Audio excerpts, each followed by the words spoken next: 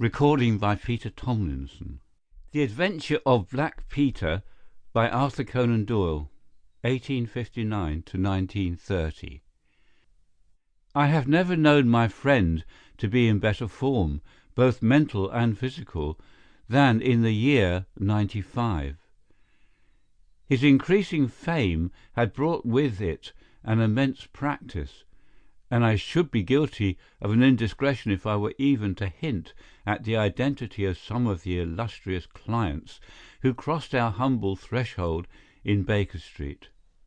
Holmes, however, like all great artists, lived for his art's sake, and, save in the case of the Duke of Holderness, I have seldom known him claim any large reward for his inestimable services. So unworldly was he, or so capricious, that he frequently refused his help to the powerful and wealthy, where the problem made no appeal to his sympathies, while he would devote weeks of most intense application to the affairs of some humble client whose case presented those strange and dramatic qualities which appealed to his imagination and challenged his ingenuity. In this memorable year '95, a curious and incongruous succession of cases had engaged his attention, ranging from his famous investigation of the sudden death of Cardinal Tosca, an inquiry which was carried out by him at the express desire of His Holiness the Pope, down to his arrest of Wilson, the notorious canary trainer, which removed a plague spot from the East End of London. Close on the heels of these two famous cases came the tragedy of Woodman's Lee, and the very obscure circumstances which surrounded the death of Captain Peter Carey. No record of the doings of Mr. Sherlock Holmes would be complete which did not include some account of this very unusual affair. During the first week of July, my friend had been absent so often and so long from our lodgings that I knew he had something on hand. The fact that several rough-looking men called during that time and inquired for Captain Basil made me understand that Holmes was working somewhere under one of the numerous disguises and names with which he concealed his own formidable identity. He had at least 5 small refuges in different parts of London in which he was able to change his personality. He said nothing of his business to me, and it was not my habit to force a confidence. The first positive sign which gave me of the direction which his investigation was taking was an extraordinary one. He had gone out before breakfast, and I had sat down to mine when he strode into the room, his hat upon his head and a huge barbed-headed spear tucked like an umbrella under his arm. "Good gracious, Holmes," I cried, "you don't mean to say that you have been walking about London with that thing?" "I drove to the butcher's and back." "The butcher's?" "And I returned with an excellent appetite. There can be no question, my dear Watson, of the value of exercise before breakfast. But I am prepared to bet that you will not guess the form that my exercise has taken." "I will not attempt it." He chuckled as he poured out the coffee. "If you could have looked into Allardyce's back shop, you would have seen a dead pig swung from a hook in the ceiling, and a gentleman in his shirt sleeves furiously stabbing at it with this weapon. I was that energetic person, and I have satisfied myself that by no exertion of my strength can I transfix the pig with a single blow. Perhaps you would care to try?" "Not for worlds. But why were you doing this?" "Because it seemed to me to have an indirect bearing upon the mystery of Woodman's Lee." "Ah, Hopkins, I got your wire last night, and I have been expecting you. Come and join us." Our visitor was an exceedingly alert man, 30 years of age, dressed in a quiet tweed suit, but retaining the erect bearing of one who was accustomed to official uniform. I recognized him at once as Stanley Hopkins, a young police inspector for whose future Holmes had high hopes, while he in turn professed the admiration and respect of a pupil for the scientific methods of the famous amateur. Hopkins's brow was clouded, and he sat down with an air of deep dejection. "No, thank you, sir. I breakfasted before I came round. I spent the night in town, for I came up yesterday to report." "And what had you to report?" "Failure, sir, absolute failure." "You have made no progress?" "None." "Dear me, I must have a look at the matter." "I wish to heavens that you would, Mr. Holmes. It's my first big chance, and I'm at my wits' end. For goodness' sake, come down and lend me a hand." Well, it just happens that I've already read all the available evidence, including the report of the inquest, with some care. By the way, what do you make of that tobacco pouch found on the scene of the crime? Is there no clue there?" Hopkins looked surprised. "It was the man's own pouch, sir. His initials were inside it. And it was of sealskin, and he was an old sealer." "But he had no pipe." "No, sir, we could find no pipe. Indeed, he smoked very little, and yet he might have kept some tobacco for his friends." "No doubt. I only mention it because, if I had been handling the case, I should have been inclined to make that the starting point of my investigation. However, my friend, Dr. Watson, knows nothing of this matter, and I should be none the worse for hearing the sequence of events once more. Just give us some short sketches of the essentials." Stanley Hopkins drew a slip of paper from his pocket. "I have a few dates here which will give you the career of the dead man, Captain Peter Carey. He was born in '45, 50 years of age. He was a most daring and successful seal and whale fisher. In 1883 he commanded the steam sealer Sea Unicorn of Dundee. He had then had several successful voyages in succession, and in the following year, 1884, he retired. After that he travelled for some years, and finally he bought a small place called Woodman's Lee, near Forest Row in Sussex. There he has lived for 6 years, and there he died just a week ago today. There were some most singular points about the man. In ordinary life he was a strict Puritan, a silent, gloomy fellow. His household consisted of his wife, his daughter, aged 20, and 2 female servants. These last were continually changing, for it was never a very cheery situation, and sometimes it became past all bearing. The man was an intermittent drunkard, and when he had the fit on him, he was a perfect fiend. He had been known to drive his wife and daughter out of doors in the middle of the night and flog them through the park until the whole village outside the gates was aroused by their screams. He was summoned once for a savage assault upon the old vicar, who had called upon him to remonstrate with him upon his conduct. In short, Mr. Holmes, you would go far before you found a more dangerous man than Peter Carey, and I have heard that he bore the same character when he commanded his ship. He was known in the trade as Black Peter, and the name was given him, not only on account of his swarthy features and the colour of his huge beard, but for the humours which were the terror of all around him. I need not say that he was loathed and avoided by every one of his neighbours, and that I have not heard one single word of sorrow about his terrible end.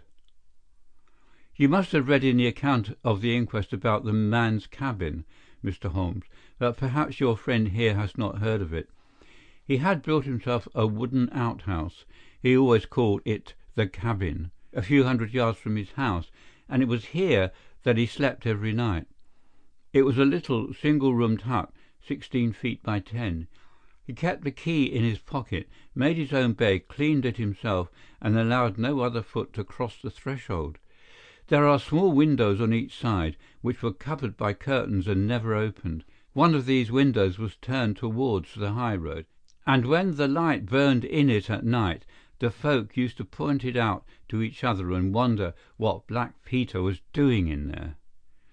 That's the window, Mr. Holmes, which gave us one of the few bits of positive evidence that came out at the inquest. You remember that a stonemason named Slater, walking from Forest Row about 1 o'clock in the morning, 2 days before the murder, stopped as he passed the grounds and looked at the square of light still shining among the trees. He swears that the shadow of a man's head turned sideways was clearly visible on the blind, and that this shadow was certainly not that of Peter Carey, whom he knew well. It was that of a bearded man, but the beard was short and bristled forward in a way very different from that of the captain.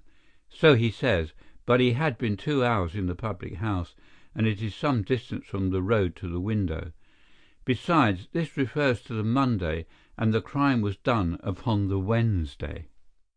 On the Tuesday, Peter Carey was in one of his blackest moods, flushed with drink, and as savage as a dangerous wild beast. He roamed about the house, and the women ran for it when they heard him coming. Late in the evening, he went down to his own hut. About 2 o'clock the following morning, his daughter, who slept with the window open, heard a most fearful yell from that direction, but it was no unusual thing for him to bawl and shout when he was in drink, so no notice was taken. On rising at 7, one of the maids noticed that the door of the hut was open, but so great was the terror which the man caused that it was midday before anyone would venture down to see what had become of him. Peeping into the open door, they saw a sight which sent them flying, with white faces, into the village. Within an hour I was on the spot and had taken over the case. Well, I have fairly steady nerves, as you know, Mr. Holmes, but I give you my word that I got a shake when I put my head into that little house. It was droning like a harmonium with the flies and bluebottles, and the floor and walls were like a slaughter-house. He had called it a cabin, and a cabin it was, sure enough, for you would have thought that you were in a ship. There was a bunk at one end, a sea chest, maps and charts, a picture of the sea unicorn, a line of logbooks on a shelf, all exactly as one would expect to find it in a captain's room. And there, in the middle of it, was the man himself, his face twisted like a lost soul in torment, and his great brindled beard stuck upward in his agony. Right through his broad breast a steel harpoon had been driven, and it had sunk deep into the wood of the wall behind him. He was pinned like a beetle on a card. Of course, he was quite dead, and had been so from the instant that he had uttered that last yell of agony. I know your methods, sir, and I applied them. Before I permitted anything to be moved, I examined most carefully the ground outside and also the floor of the room. There were no footmarks, meaning that you saw none. I assure you, sir, that there were none. My good Hopkins, I have investigated many crimes, but I have never yet seen one which was committed by a flying creature. As long as the criminal remains upon 2 legs, so long must there be some indentation, some abrasion, some trifling displacement which can be detected by the scientific searcher. It is incredible that this blood-bespattered room contained no trace which could have aided us. I understand, however, from the inquest that there were some objects which you failed to overlook. The young inspector winced at my companion's ironical comments. I was a fool not to call you in at the time, Mr. Holmes. However, that's past praying for now. Yes, there were several objects in the room which called for special attention. One was the harpoon with which the deed was committed. It had been snatched down from a rack on the wall.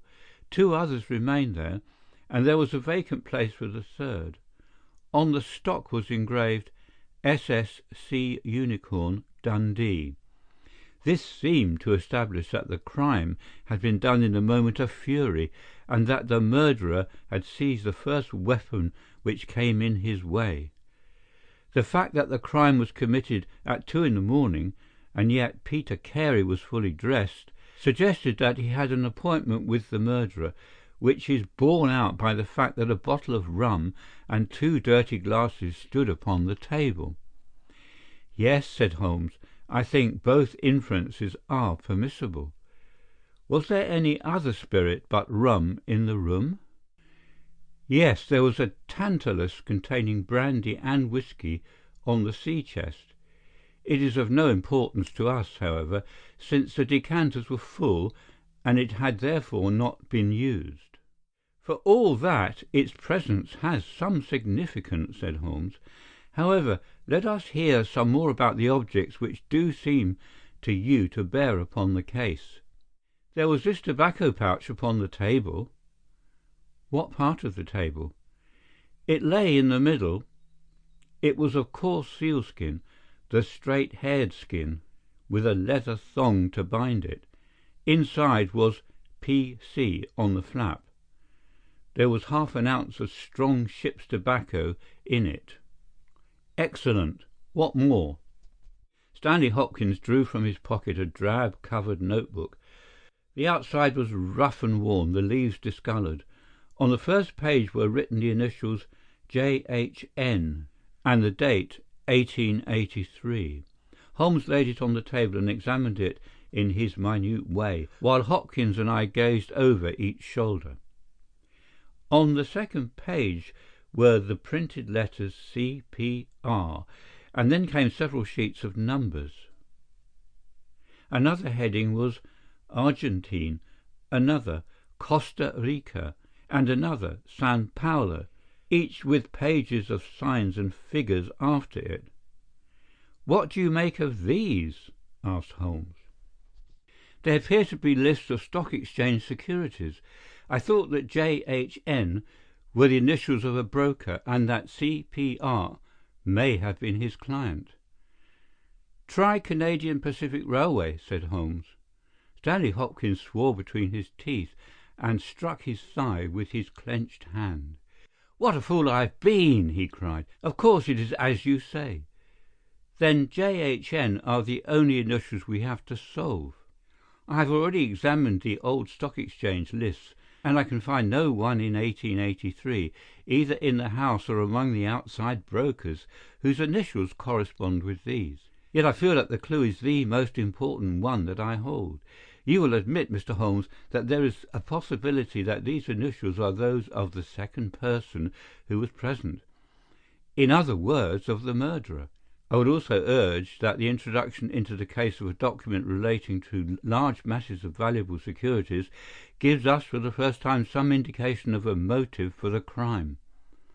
Sherlock Holmes's face showed that he was thoroughly taken aback by this new development. "I must admit both your points," said he. "I confess that this notebook, which did not appear at the inquest, modifies any views which I may have formed. I had come to a theory of the crime in which I can find no place for this. Have you endeavoured to trace any of the securities here mentioned?" "Inquiries are now being made at the offices, but I fear that the complete register of the stockholders of these South American concerns is in South America, and that some weeks must elapse before we can trace the shares." Holmes had been examining the cover of the notebook with his magnifying lens. "Surely there is some discoloration here," said he. "Yes, sir, it is a bloodstain. I told you that I picked the book off the floor." "Was the bloodstain above or below?" "On the side next the boards." "Which proves, of course, that the book was dropped after the crime was committed." "Exactly, Mr. Holmes. I appreciated that point, and I conjectured that it was dropped by the murderer in his hurried flight. It lay near the door. I suppose that none of these securities have been found among the property of the dead man?" "No, sir." "Have you any reason to suspect robbery?" "No, sir. Nothing seemed to have been touched." "Dear me, it is certainly a very interesting case. Then there was a knife, was there not?" "A sheath knife, still in its sheath. It lay at the feet of the dead man. Mrs. Carey has identified it as being her husband's property." Holmes was lost in thought for some time. "Well," said he at last, "I suppose I shall have to come out and have a look at it." Stanley Hopkins gave a cry of joy. "Thank you, sir. That will indeed be a weight off my mind." Holmes shook his finger at the inspector. "It would have been an easier task a week ago," said he, "but even now my visit may not be entirely fruitless. Watson, if you can spare the time, I should be very glad of your company. If you will call a four-wheeler, Hopkins, we shall be ready to start for Forest Row in a quarter of an hour." Alighting at the small wayside station, we drove for some miles through the remains of widespread woods, which were once part of that great forest which for so long held the Saxon invaders at bay, the impenetrable Weald, for 60 years the bulwark of Britain. Vast sections of it have been cleared, for this is the seat of the first ironworks of the country, and the trees have been felled to smelt the ore. Now the richer fields of the north have absorbed the trade, and nothing save these ravaged groves and great scars in the earth show the work of the past. Here, in a clearing upon the green slope of a hill, stood a long, low stone house, approached by a curving drive running through the fields. Nearer the road, and surrounded on three sides by bushes, was a small outhouse, one window and the door facing in our direction. It was the scene of the murder. Stanley Hopkins led us first to the house, where he introduced us to a haggard, grey-haired woman, the widow of the murdered man, whose gaunt and deep-lined face, with the furtive look of terror in the depths of her red-rimmed eyes, told of the years of hardship and ill usage which she had endured. With her was her daughter, a pale, fair-haired girl, whose eyes blazed defiantly at us as she told us that she was glad that her father was dead, and that she blessed the hand which had struck him down. It was a terrible household that Black Peter Carey had made for himself, and it was with a sense of relief that we found ourselves in the sunlight again and making our way along a path which had been worn across the fields by the feet of the dead man. The outhouse was the simplest of dwellings, wooden-walled, shingle-roof, one window beside the door and one on the farther side. Stanley Hopkins drew the key from his pocket and had stooped to the lock, when he paused with a look of attention and surprise upon his face. "Someone has been tampering with it," he said. There could be no doubt of the fact. The woodwork was cut, and the scratches showed white through the paint, as if they had been that instant done. Holmes had been examining the window. "Someone has tried to force this also. Whoever it was failed to make his way in. He must have been a very poor burglar." "This is a most extraordinary thing," said the inspector. "I could swear that these marks were not here yesterday evening." "Some curious person from the village, perhaps," I suggested. "Very unlikely. Few of them would dare to set foot in the grounds, far less try to force their way into the cabin. What do you think of it, Mr. Holmes?" "I think that fortune is very kind to us." "You mean that the person will come again?" "It is very probable. He came expecting to find the door open. He tried to get in with the blade of a very small penknife. He could not manage it. What would he do? Come again next night with a more useful tool." "So I should say. It would be our fault if we were not there to receive him. Meanwhile, let me see the inside of the cabin." The traces of the tragedy had been removed, but the furniture within the little room still stood as it had been on the night of the crime. For 2 hours, with most intense concentration, Holmes examined every object in turn, but his face showed that his quest was not a successful one. Once only he paused in his patient investigation. "Have you taken anything off this shelf, Hopkins?" "No, I have moved nothing." "Something has been taken. There is less dust in this corner of the shelf than elsewhere. It may have been a book lying on its side. It may have been a box. Well, well, I can do nothing more. Let us walk in these beautiful woods, Watson, and give a few hours to the birds and the flowers. We shall meet you here later, Hopkins, and see if we can come to closer quarters with the gentleman who has paid this visit in the night." It was past 11 o'clock when we formed our little ambuscade. Hopkins was for leaving the door of the hut open, but Holmes was of the opinion that this would rouse the suspicions of the stranger. The lock was a perfectly simple one, and only a strong blade was needed to push it back.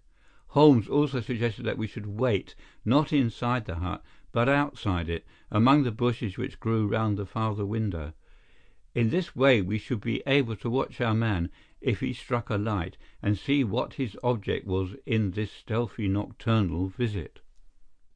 It was a long and melancholy vigil, and yet brought with it something of the thrill which the hunter feels when he lies beside the waterpool and waits for the coming of the thirsty beast of prey. What savage creature was it which might steal upon us out of the darkness? Was it a fierce tiger of crime, which could only be taken fighting hard with flashing fang and claw, or would it prove to be some skulking jackal, dangerous only to the weak and unguarded? In absolute silence we crouched amongst the bushes, waiting for whatever might come. At first the steps of a few belated villagers, or the sound of voices from the village, lightened our vigil, but one by one these interruptions died away, and an absolute stillness fell upon us, save for the chimes of the distant church, which told us of the progress of the night, and for the rustle and whisper of a fine rain falling amid the foliage which roofed us in. 2:30 had chimed, and it was the darkest hour which precedes the dawn, as we all started as a low but sharp click came from the direction of the gate. Someone had entered the drive. Again there was a long silence, and I had begun to fear that it was a false alarm, when a stealthy step was heard upon the other side of the hut, and a moment later a metallic scraping and clinking. The man was trying to force the lock. This time his skill was greater or his tool was better, for there was a sudden snap and a creak of the hinges. Then a match was struck, and next instant the steady light from a candle filled the interior of the hut. Through the gauze curtain our eyes were all riveted upon the scene within. The nocturnal visitor was a young man, frail and thin, with a black moustache, which intensified the deadly pallor of his face. He could not have been much above 20 years of age. I have never seen any human being who appeared to be in such a pitiable fright, for his teeth were visibly chattering, and he was shaking in every limb. He was dressed like a gentleman, in Norfolk jacket and knickerbockers, with a cloth cap upon his head. We watched him staring round with frightened eyes. Then he laid the candle end upon the table and disappeared from our view into one of the corners. He returned with a large book, one of the log books which formed a line upon the shelves. Leaning on the table, he rapidly turned over the leaves of this volume until he came to the entry which he sought. Then, with an angry gesture of his clenched hand, he closed the book, replaced it in the corner, and put out the light. He had hardly turned to leave the hut when Hopkins's hand was on the fellow's collar, and I heard his loud gasp of terror as he understood that he was taken. The candle was relit, and there was our wretched captive, shivering and cowering in the grasp of the detective. He sank down upon the sea-chest and looked helplessly from one of us to the other. "Now, my fine fellow," said Stanley Hopkins, "who are you, and what do you want here?" The man pulled himself together and faced us with an effort at self-composure. "You are detectives, I suppose," said he. "You imagine I am connected with the death of Captain Peter Carey. I assure you that I am innocent." "We'll see about that," said Hopkins. "First of all, what is your name?" "It is John Hopeley Neligan." I saw Holmes and Hopkins exchange a quick glance. "What are you doing here?" "Can I speak confidentially?" "No, certainly not." "Why should I tell you?" "If you have no answer, it may go badly with you at the trial." The young man winced. "Well, I will tell you," he said. "Why should I not? And yet I hate to think of this old scandal gaining a new lease of life. Did you ever hear of Dawson and Neligan?" I could see from Hopkins' face that he never had, but Holmes was keenly interested. "You mean the West Country bankers," said he. "They failed for £1 million, ruined half the county families of Cornwall, and Nelligan disappeared. Exactly. Nelligan was my father. At last we were getting something positive, and yet it seemed a long gap between an absconding banker and Captain Peter Carey, pinned against the wall with one of his own harpoons. We all listened intently to the young man's words. It was my father who was really concerned. Dawson had retired. I was only 10 years of age at the time, but I was old enough to feel the shame and horror of it all. It has always been said that my father stole all the securities and fled. It is not true. It was his belief that if he were given time in which to realize them, all would be well and every creditor paid in full. He started in his little yacht for Norway just before the warrant was issued for his arrest. I can remember that last night when he bade farewell to my mother. He left us a list of the securities he was taking, and he swore that he would come back with his honour cleared, and that none who had trusted him would suffer. Well, no word was ever heard from him again. Both the yacht and he vanished utterly. We believed, my mother and I, that he and it, with the securities that he had taken with him, were at the bottom of the sea.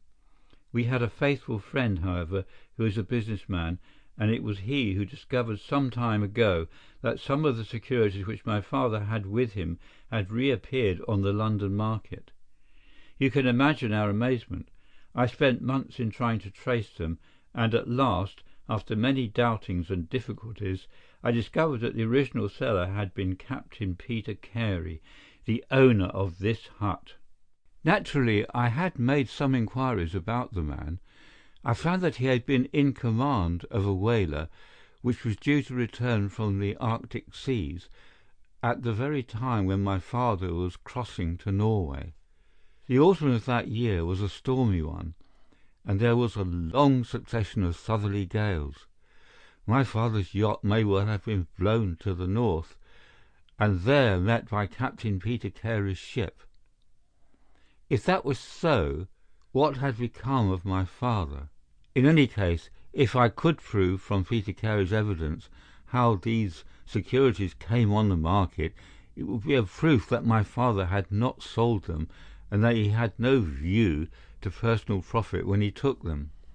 I came down to Sussex with the intention of seeing the captain, but it was at this moment that his terrible death occurred.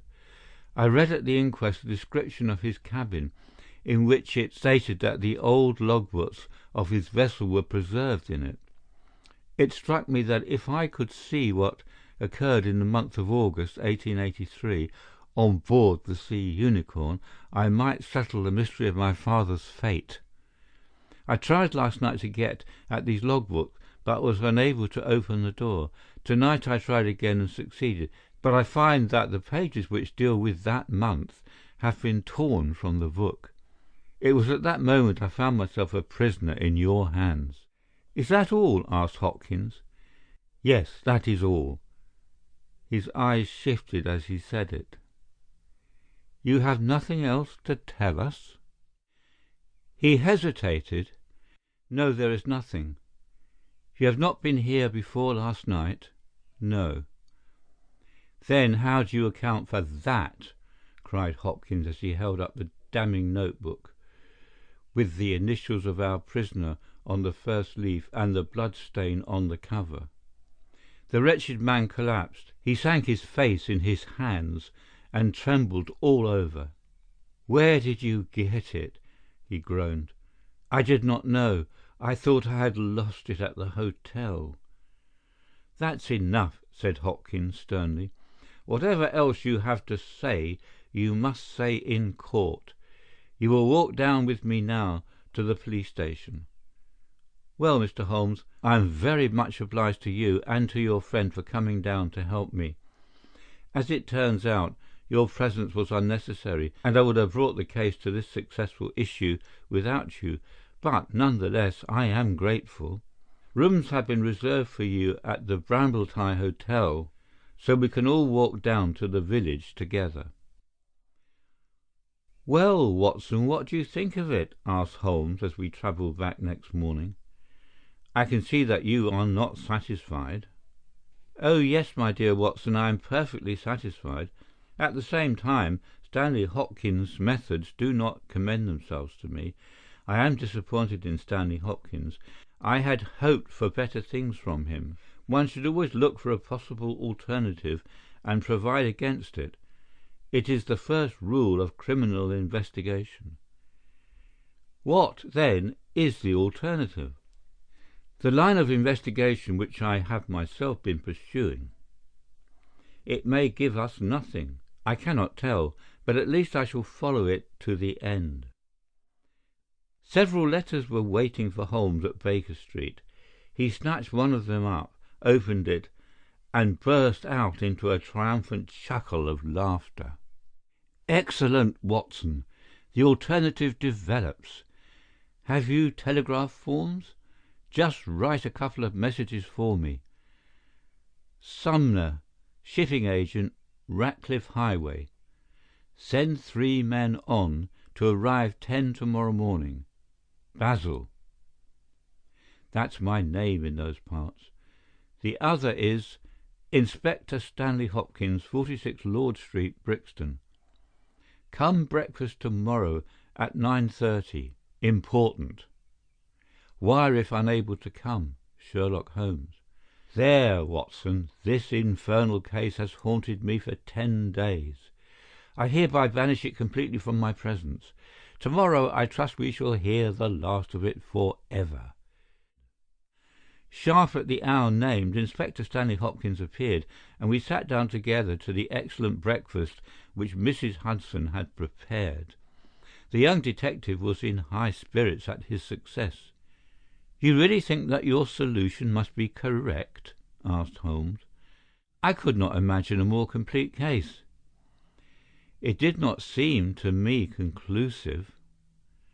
"You astonish me, Mr. Holmes. What more could one ask for?" "Does your explanation cover every point?" "Undoubtedly. I find that young Neligan arrived at the Brambletye Hotel on the very day of the crime. He came on the pretence of playing golf. His room was on the ground floor, and he could get out when he liked. That very night he went down to Woodman's Lee, saw Peter Carey at the hut, quarrelled with him and killed him with the harpoon. Then, horrified by what he had done, he fled out of the hut, dropping the notebook, which he had brought with him in order to question Peter Carey about these different securities. You may have observed that some of them were marked with ticks, and others, the great majority, were not. Those which are ticked have been traced to the London market, but the others, presumably, were still in the possession of Carey, and young Neligan, according to his own account, was anxious to recover them in order to do the right thing by his father's creditors. After his flight he did not dare to approach the hut again for some time, but at last he forced himself to do so in order to obtain the information which he needed. Surely that is all simple and obvious." Holmes smiled and shook his head. "It seems to me to have only one drawback, Hopkins, and that it is intrinsically impossible. Have you tried to drive a harpoon through a body?" "No." "Tut, tut, my dear sir, you must really pay attention to these details. My friend Watson could tell you that I spent a whole morning in that exercise. It is no easy matter and requires a strong and practised arm. But this blow was delivered with such violence that the head of the weapon sank deep into the wall. Do you imagine that this anemic youth was capable of so frightful an assault? Is he the man who hobnobbed in rum and water with Black Peter in the dead of the night? Was it his profile that was seen on the blind 2 nights before? No, no, Hopkins, it is another and more formidable person for whom we must seek." The detective's face had grown longer and longer during Holmes's speech. His hopes and his ambitions were all crumbling about him. But he could not abandon his position without a struggle. "You can't deny that Neligan was present that night, Mr. Holmes. The book will prove that. I fancy that I have evidence enough to satisfy a jury, even if you are able to pick a hole in it. Besides, Mr. Holmes, I have laid my hand upon my man. As to this terrible person of yours, where is he?" "I rather fancy that he is on the stair," said Holmes serenely.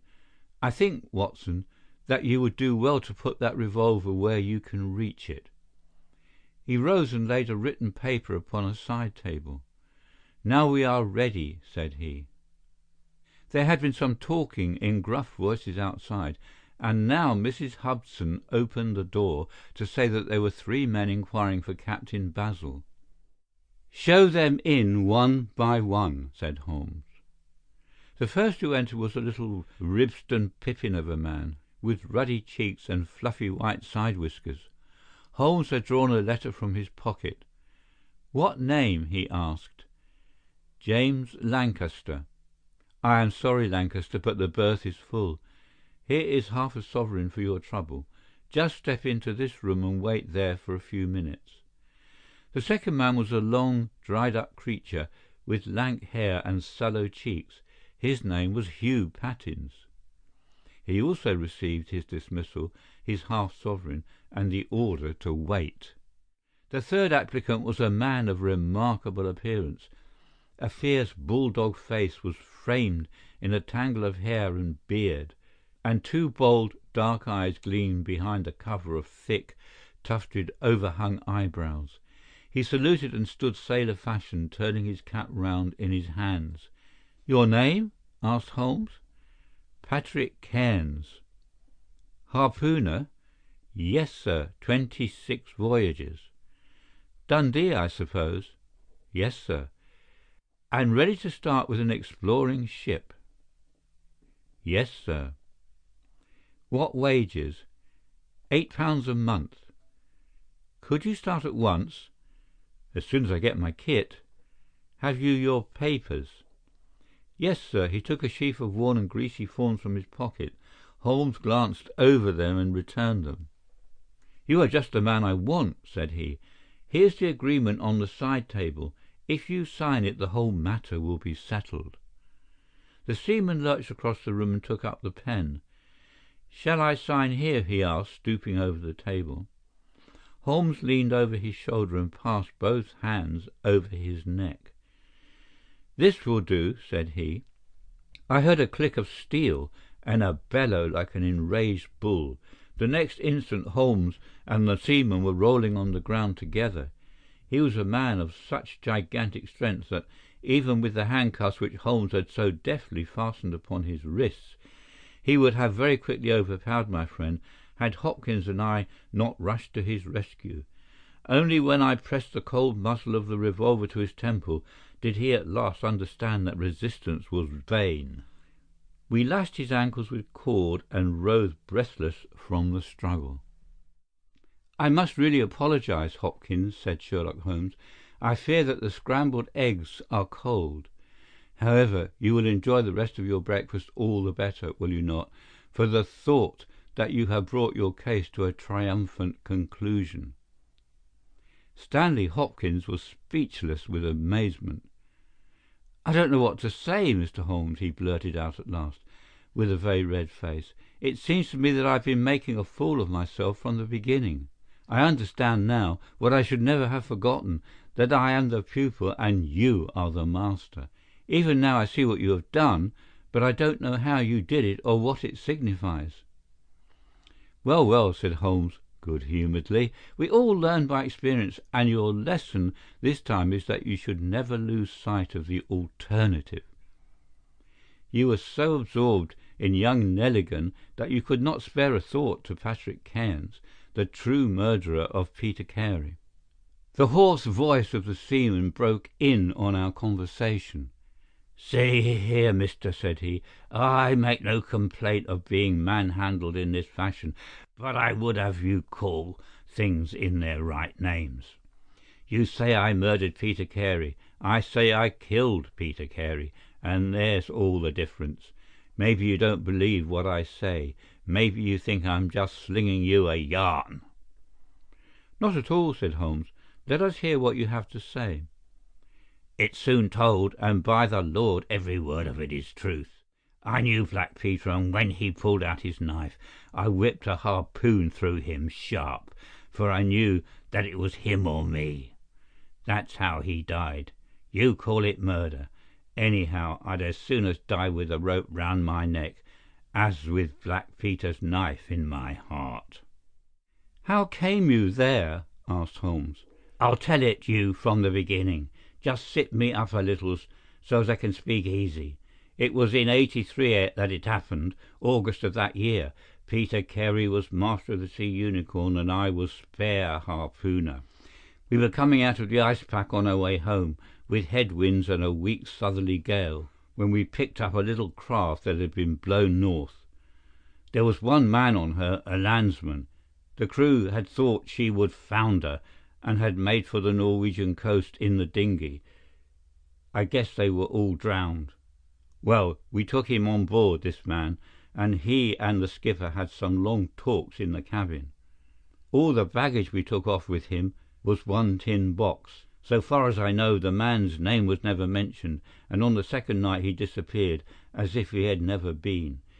It was given out that he had either thrown himself overboard or fallen overboard in the heavy weather that we were having.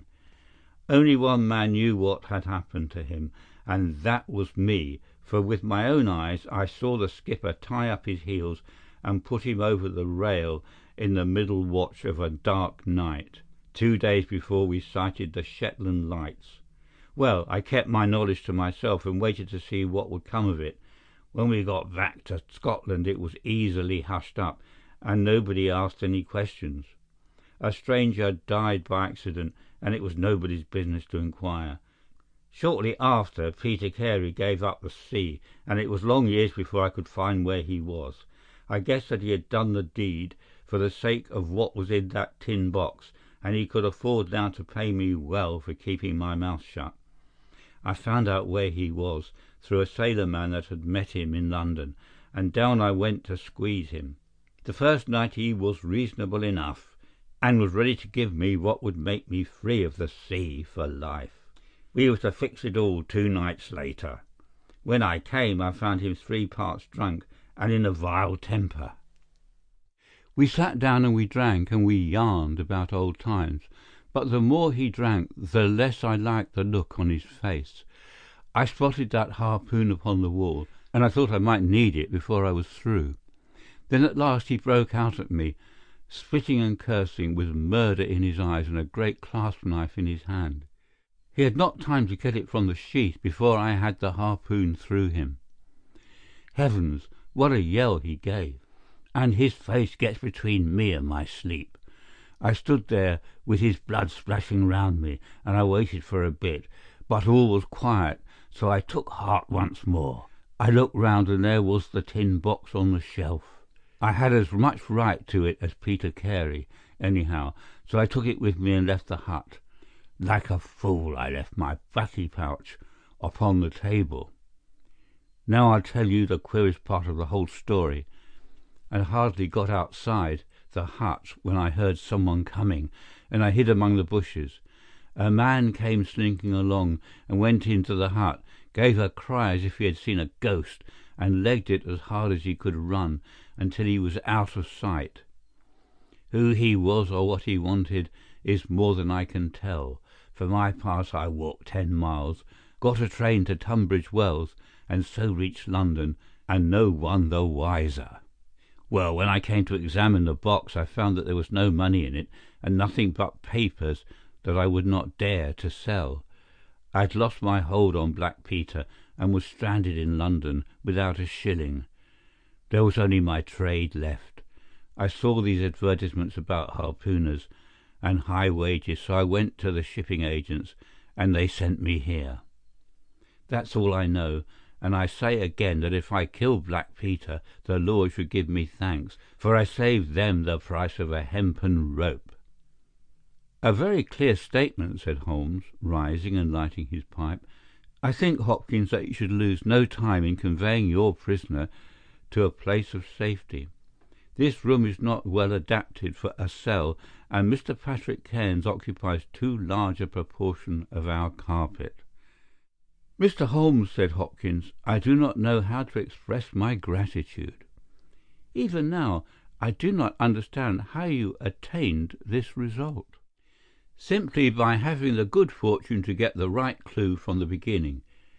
It is very possible, if I had known about this notebook, it might have led away my thoughts, as it did yours. But all I heard pointed in the one direction: the amazing strength, the skill in the use of the harpoon, the rum and water, the sealskin tobacco pouch with the coarse tobacco. All these pointed to a seaman, and one who had been a whaler. I was convinced that the initials P.C. upon the pouch were a coincidence, and not those of Peter Carey, since he seldom smoked, and no pipe was found in his cabin. You remember that I asked whether whisky and brandy were in the cabin. You said they were. How many landsmen are there who would drink rum when they could get these other spirits? Yes, I was certain it was a seaman." "And how did you find him?" "My dear sir, the problem had become a very simple one. If it were a seaman, it could only be a seaman who had been with him on the Sea Unicorn. So far as I could learn, he had sailed in no other ship. I spent 3 days in wiring to Dundee, and at the end of that time I had ascertained the names of the crew of the Sea Unicorn in 1883. When I found Patrick Cairns among the harpooners, my research was nearing its end. I argued that the man was probably in London, and that he would desire to leave the country for a time. I therefore spent some days in the East End, devised an Arctic expedition, put forth tempting terms for harpooners who would serve under Captain Basil, and behold the result." "Wonderful!" cried Hopkins. "Wonderful!" "You must obtain the release of young Nelligan as soon as possible," said Holmes. "I confess that I think you owe him some apology. The tin box must be returned to him, but of course the securities which Peter Carey has sold are lost for ever. There's the cab, Hopkins, and you can remove your man. If you want me for the trial, my address and that of Watson will be somewhere in Norway. I'll send particulars later." End of The Adventure of Black Peter by Arthur Conan Doyle. Recording by Peter Tomlinson.